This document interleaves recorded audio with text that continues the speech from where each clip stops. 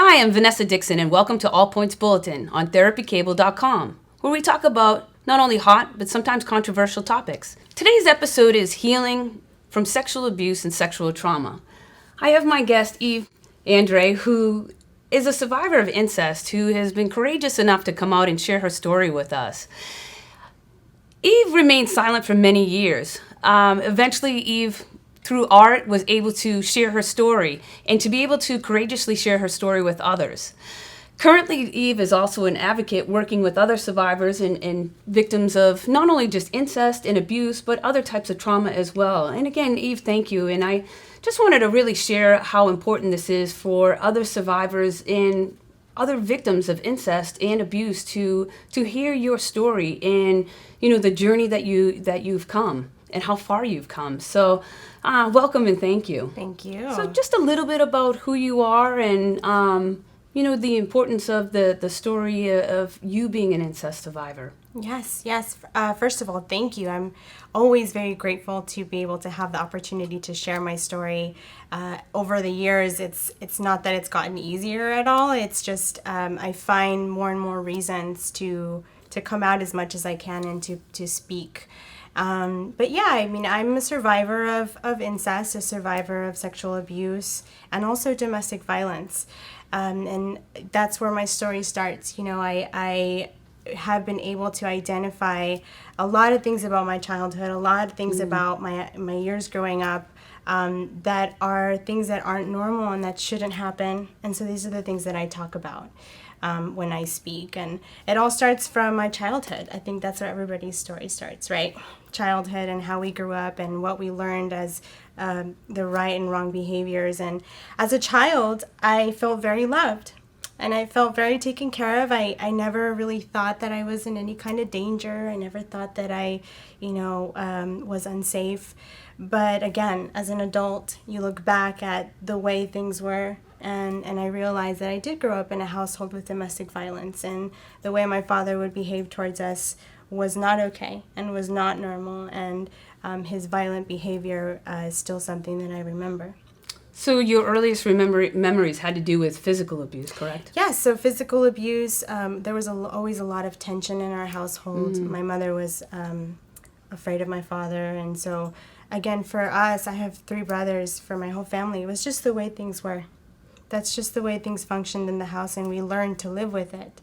And I never saw it as something that needed to be changed. It was just something that I could learn to manage and just kind of move forward. So the abuse that you witnessed was almost your norm. Absolutely. That you thought growing up that was a normal part of life. The yelling, the screaming.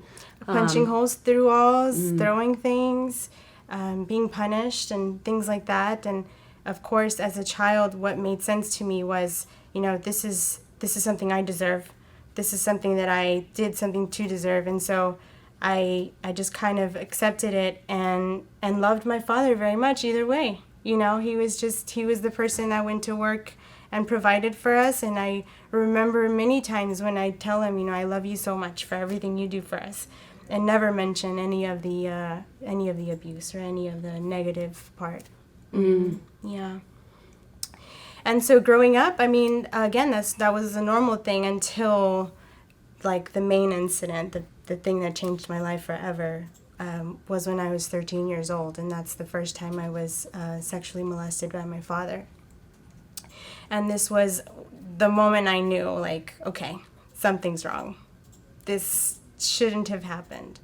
And, it's a good thing and a bad thing that I remember it like it was yesterday. Correct. The details are still very clear in my mind, the times it happened, the way it happened, and I just remember the very first time, even what I was wearing. And I remember where I was sitting. And the very first time he put his hands on me, I remember just not wanting to look at him and just face forward. We were watching TV and just watched TV, and I could feel him looking at me as he was, doing what he was doing. And I thought to myself, this must be a mistake. Like, this can't be real.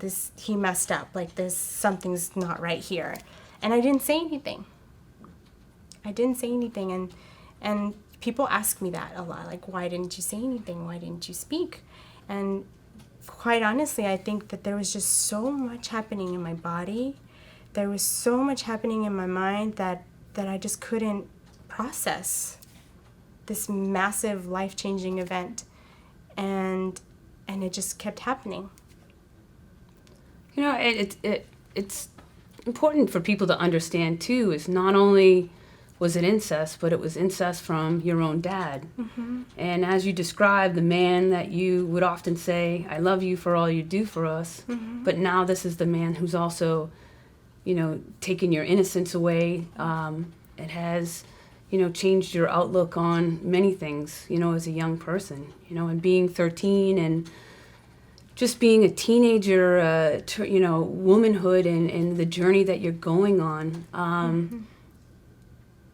I think sometimes it's hard for people to understand that, you know, you're, yes, old enough to say, don't touch me or why is this going on, but the struggle of not being able to grasp the fact that this was my dad. Absolutely.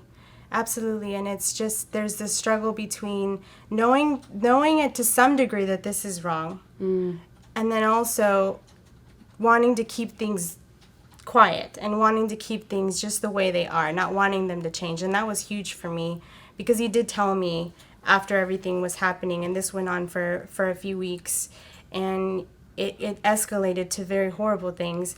And at the end of everything, he told me, like, you can't tell anybody. This is something you have to keep to yourself. This is between me and you. If you tell someone, you're going to ruin your brother's lives. You're going to ruin your mom's life. I'm going to be put in jail. And you don't want that, do you? And so for me, as a 13-year-old, as a child, I still very much love my father. This makes sense. At that age, that's what made sense to me. Mm-hmm. Like, you know what? He's right. Like, I can't say anything. This was a huge mistake. He messed up. I can put this behind me. And I could just move on. And so, you know, I never spoke of it with him again. And it was like when he said, this is the last time it happened, I'm not going to do it again. And that's the way it was. He didn't do anything again. But I kept it to myself. I kept the secret. Right. And I think the common scenario for a lot of people who have been abused is the self-reflection that this is my fault. You know, what have I done? And if I tell anybody, I've destroyed my entire family. Absolutely. That's huge. That's huge. And again, I was very much attached to my family, to all my brothers, to my mom, my dad. And so the thought of doing that, of disrupting that, you know, quote, peace that we had, you know, wasn't really peace, but to me, that's what was our norm. That's the way things functioned. I didn't want to disrupt that. And I didn't want to have to talk about it, face it. And then he would tell me reasons why he did it to justify the actions. And Right. so those made sense to me too. And so at that age, you know, I think for me personally, it was just trying to keep my family together and trying to keep everybody safe. And so I thought in myself, I could keep this to myself. I could carry this. I'll carry it, and it's fine. Mm-hmm. And that's what I did. So when I teach child abuse, or my child abuse prevention class, which you were a guest speaker in, one of the things that we talk about is the primary trauma, meaning the incident that happened, you know, or incidents that happened, and then the secondary trauma of someone having to carry or be the insult to injury, not being able to tell anyone, having to carry that secret, and weighing what actually is more traumatic. The incident that I went through is bad. However, the aftermath of not being able to tell anyone and carrying that secret for 8 years of your life has to be. And I'm not taking away the incident, what happened, Right. but you know, that secondary trauma is just as debilitating. Yeah, but I think it starts with the first. So I remember the incident itself, or the incidents. It was as if like the self-identity that I was starting to build and the ideas I had about myself were like shattered and replaced with just deep feelings of shame Right. and worthlessness and self-hate. And so it starts there. And so if I carry this, I'm also doing it from that place, like that place of just, I'm broken. And so just, I mean, it's just having to go through that by yourself, and why say something if I'm not worth anything. Can I ask you, just so our viewers can also understand too, can you describe what that self-hate, just in words or in your own words, a little bit about that? I think that that's very important. We often talk about the person I see in the mirror and the person that how I view myself and how others view me, could be completely different depending on my trauma. Absolutely. And I think it's really important for us to identify that those feelings of damage and the imagery of what you see in the mirror, is important for people to understand as well. Absolutely. I think it manifested itself in many ways through my teens. Like after the incident, when I chose to keep it to myself, I just basically went through my teen years surviving, and the trauma manifested itself through panic attacks, severe anxiety, severe depression. I would sleep for days, like I would not see the sun for days. And so for me, it was just the sense of like, I can't even look in the mirror. I can't even see myself. I can't even touch my body. Like I can't be inside my skin. Like that's what it felt like. Like I'm an enemy of myself and this body betrayed me. And so it's just so difficult to live your life that way because it's essentially like you're carrying something that you don't want. And you can't run away from you. Yeah, right. And so through my teen years, like at the same time, it was something that was a relief, but also, damaging. Was I did a lot of self-harm, and I would cut, and that was my way of just expressing not only the anger, but the rage and the just deep sadness and all these emotions that today as an adult I have words for. At that age, I had no words for that. Right. I couldn't say I'm angry or I'm upset or, whatever. I couldn't say those words. I felt them as just these really heavy emotions, but, just learning how to live with that. And I lived with my father for years after it happened. For years. I still lived with him. I grew up with him, my living with my parents. As soon as I turned 18, I left my house without being able to explain to my mom why. And so I lived alone for a while, and I struggled a lot.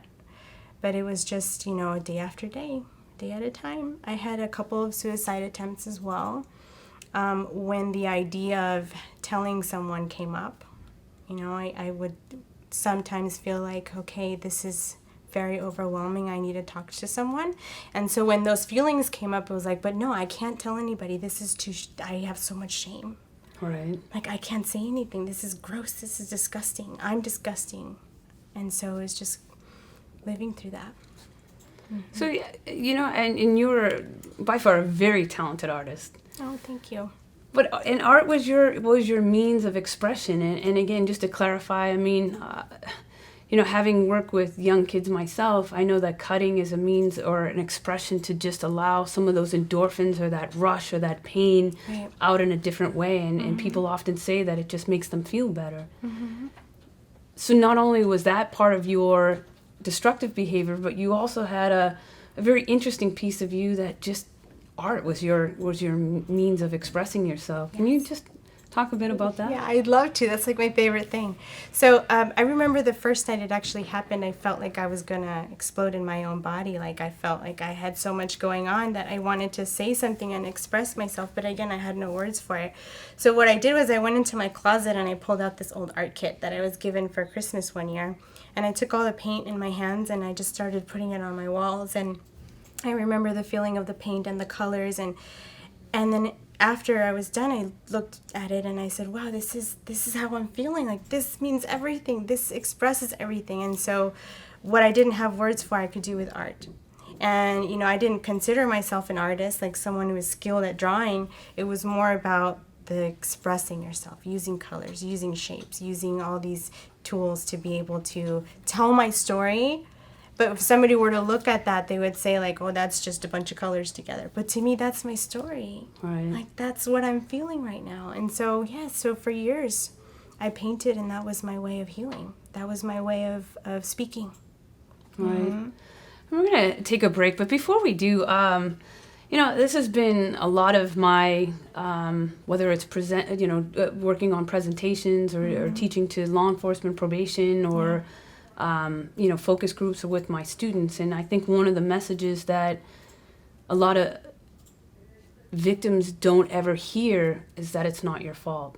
Yeah. And just before we wrap up, I just want to remind you, it is not your fault. And I think that we may not be able to get that from the person who hurt us, but I think it's important for us to hear that from someone else. And I just wanted to tell you that before we take a break. Yeah. It is not your fault. Thank you. So we're going to take a break, and we'll come back and finish speaking with Eve. Hello, my name's Matt, and I'm an addict. My mom was addicted to prescription pills when I was very young, before I even turned 1. Are you or someone you know struggling with alcohol or drug addiction? Has everyone given up on you or your loved one? The caring staff at Elite Care understands and treats you as a whole person. We offer individual and group therapy, holistic healing such as yoga, nutrition, and spirituality, medication management, and PTSD treatment. By building upon your strengths and rebuilding broken bonds, we help you begin a successful life. With our staff of licensed psychotherapists and doctors, you can be assured of the highest level of care. Elite Care is the best option for long-term rehabilitation from drugs and alcohol. Contact 888-511-0607 for more information. Hi, and welcome back to All Points Bulletin on therapycable.com. Again, we're just returning to my guest, Eve, who has been so courageous to share your story of, physical abuse, emotional abuse, and, sexual abuse, which we term it as incest because it was at the hands of your own dad. Mm-hmm. I just want to shift gears a little bit and talk about, you held on to the secret, what you call as a secret, for 8 years. You didn't tell anybody. Mm-hmm. Can you just describe a little bit about what the change was? What made you share your story? I think that the moment that I decided to want to help others, because I had that feeling like I wanted to volunteer and go out there and be more involved in the community, I came across an organization that worked with survivors of domestic violence. And so when I learned about that organization and began to learn what the cycle of violence was and learn what domestic violence looked like, I realized that that's what I lived as a child. And so it was a big realization for me. So this was at Laura's house, the 40-hour advocate training. Yeah. Wow. I sat there the first day and I heard stories, and I saw the facilitator, Marissa. She was talking about why abusers abuse, and all of the reasons she put up there and crossed out were the reasons I had to justify the abuse. And so that's when I learned, like, the person who abused me, the person who did this to me because he wanted to. Not because I deserved it, not because, he was not knowing what he was doing, not because he was confused, not because he was abused as a child. It was because he wanted to do it. It was by choice. And so when I learned that, I realized that if I wanted to advocate for other people, I had to advocate for myself first. And I had to really look at what I went through and really just take it apart and begin to process it, because there was just so much that I was carrying. But even before becoming an advocate, you actually had to heal. You had to heal Eve. You had to heal, but it was the process of actually identifying your own story that needed to go through this journey. Absolutely. And it was just this, I got to take care of this first. And so that's the moment I decided to speak, the moment I decided that I was going to go to the police department and I was going to say something. And I did. And this was it's got to be almost 10 years after it happened that I went in and I decided to tell my story, and I was interviewed by multiple detectives and got the process started. And, I thought to myself, it's not about just like getting justice and that, it's more about speaking. I was silenced as a child. I wasn't allowed to speak. And now that I can speak and I feel a little bit of power, because it was very small, this little light, I felt a little bit, I'm going to grab it. I'm going to take it. And ever since that moment, it's been just an up and down. Up and down. Some days are really good, some days are really bad. Yeah. The word power is you hear that a lot from people's stories. The fact that they had their power taken away from them, their choices taken away from them. Absolutely. But I also think that, and again, we often use the word victim, we often use the word survivor when we talk about people who have been either engaged in issues with domestic violence or physical abuse, mental, emotional neglect. And I know this is coming from your perspective, but just what is, in your words, what is the difference between being a victim of incest or a victim of abuse and a survivor? I'll just say why I call myself a survivor. And the reason why I call myself a survivor is because I don't allow that incident or those incidents to have power over me anymore. That person who did what he did to me doesn't decide how my life is going to be from here on forward. And I used to think that what had happened to me had crippled me forever. And that this was it. This was my life sentence and there's no way out of it. And that was my mindset, I think, when I was feeling like a victim.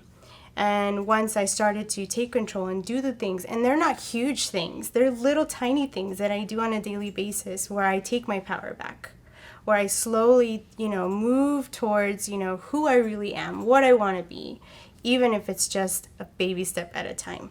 And even if there's times where you go backwards, that's something that I experience all the time, and I just kind of have to go with it and take care of myself. And that's one of the huge things too as a survivor is, this body is not a stranger anymore. It's not an enemy anymore. It's something I want to take care of, and I want to move forward. That's what changed for me. Yeah. So there are up and downs, Oh my gosh, yes. I think, as I mentioned earlier, the good thing and the bad thing is that these incidents come back to me all the time. Like, they're memories I have, they're, that I feel in my body. So much as the sound of like keys jingling or somebody wearing a long sleeve blue shirt reminds me of my father. Like that, I'm taken right back. In my mind, I'm in the present moment, but my mind is back there where everything happened. And so I've gotten better at bringing myself back. But there are times where it's a little more difficult, and it's just about learning how to take care of yourself through that. And through different types of therapy, I think that even though what has happened to you has had such an impact on you as such a young child, but the more you talk about it, the more you help others. Do you think that it also helps you become a stronger person and to re-identify the real Eve? Again, I think that's the huge part of taking my power back, is saying, you know what? I defeat that person every time I tell my story. Because what he wanted was silence. What he wanted was for me to keep this to myself forever. So every time I speak, I defeat that. It's not happening. And, some days I can't tell my story. Some days I just, I don't want to say anything, and I want to just stay inside all day, and that's something that I honor, because for me, I'm first, and to take care of me first. And so one of the things and one of the reasons why I tell my story as much as I can is because it was the stories for me that aided me in my way back too, was hearing stories of other people that had gone through similar experiences or other experiences that were just very traumatic, very difficult, and you see these people just slowly but surely rise. And that was everything to me in the beginning. I will tell you, and I have to compliment you, I've had guest speakers come in and speak to my students, but they just could not talk enough about you. They were impressed. It just, Miss Dixon, she needs to talk to the entire school. She needs to talk to every class that you have. I mean, your story was just so powerful. And again, teaching child abuse prevention is one of the hardest classes I've ever taught. And I know that my students have trauma. I see it in their papers. Sometimes I see it in their eyes. And being the person that's standing in front of the class and having them listen or see these videos, I see the pain in some of them. So to have you in there, I mean, it was just such an eye-opening experience. I can't thank you enough. It really was empowering. And again, I know that I had put you in contact with the Child Abuse Prevention Center, and they, the fact that you were a keynote speaker at the golf tournament, some of our annual events to raise some money in Orange County, to not only to acknowledge the fact that incest does happen, but also to start taking away the stigma, and I think unfortunately, for a lot of people, it's the stigma that doesn't allow us to get help. It's the stigma that doesn't allow us to say, it's not my fault. I was a child, I was powerless, and what somebody else did to me was not okay. And I really do. I just have to compliment you. You were just so impressive. I really, and I just want to share just a couple of other things too. The importance of having your family. And I know that when you first came out, that it really divided, people in your family. But what is the importance of having your family back you? Oh my gosh, it was everything to me when I first decided to start talking about it. And the first time I told my mother, it was one of the hardest things I've ever had to do, was tell my mom what had happened and just what we lived through, and just having her support, watching her cry and suffer, but at the same time she believed me. She was there for me, and my 3 brothers right away, no question about it, and so they supported me in this process of telling the story, of being available. All these things were everything during the very difficult times. My husband, he was there through the really, really difficult times, and it's everything to have somebody believe you, whether it be a friend or a family member, or someone you don't even know. Just say, I believe you. And I think that's one of the things about why there's a stigma, is because the spotlight is always on the victim. It's always on us. And so no one ever turns the light on the perpetrators. And with the moment you turn the light on them and you say, hey, this was their action. They did this. Not this person's fault. They did it. And so when that happens, I think it gives us power, because we're believed and we're supported. That's everything. Right. Yeah. Right. You were amazing, and I would be remiss if I didn't bring out what your talent of working with other young kids and using art as a healing process. So I just want to share a few pieces that you brought today. Yeah. And again, just to you can hold them up so our viewers can see as well. And people may look at this art and say, but that's not a picture. So just describe, and again, it's a picture to somebody. Absolutely. This is a story. This is a story. And it could be about an event, but just in general what the person is feeling. And as you can see, there are no words, there's no images, but these strokes have energy. These colors mean something to the person making it. And that's what I explained earlier. That although you see this and to you these colors mean something, different colors mean different things for different people. How old were and I don't know if you want to hold this one up as well, how old were the children who painted these? 6, I think these were the 6 through 12s, yeah. And these here, and that one's actually one of my pieces. And so I paint every day. And how long ago did you paint this? This was last year. If you look on the inside of the mask. So this was a special exercise I did, how we see ourselves and how we, put ourselves out there can be 2 very different things and very real feelings. Right. And so I give voice to those feelings through colors and through shapes and abstract expressions. But as you can see, these paintings, they're completely unique, and every person has their own art stroke. And that's what I try to hold space for. I try to hold that space for people trying to speak and express themselves through art. Just a quick question, and I know that just even having worked with kids, a lot of times kids will black out certain things, and it's interesting. This is actually the first time I've ever seen your piece, or this piece. Your mouth is blacked out. Yeah. Still, like I mentioned earlier, there are times where I'm back in that place, in that really difficult, dark place. It's not like I'm completely free from that. There are days where I still feel stuck. And this is just the expression of that. also feeling like sometimes, you know, there's no way out and there's no way through. And then I hear stories, and then I put myself out there, and I feel a little better, a little lighter.